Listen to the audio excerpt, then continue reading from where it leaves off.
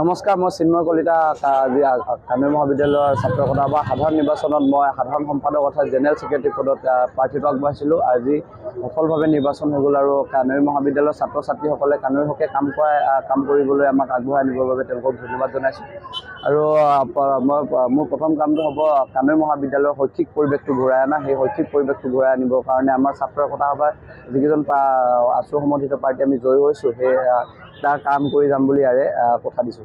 গম পাইছে, আমাৰ কানৈ মহাবিদ্যালয় 2024-25 বৰ্ষৰ ছাত্ৰ সভা সাধাৰণ নিৰ্বাচন আজি সফলভাৱে সমাপ্ত হৈছে।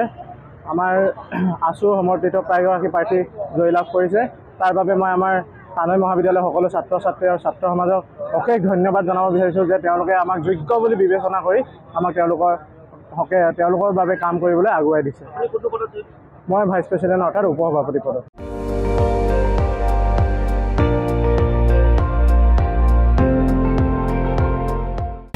আপুনি চাই আছে ND24, সৰ্বশ্ৰেষ্ঠ নহয় সৰ্বোত্তমৰ দৌৰত।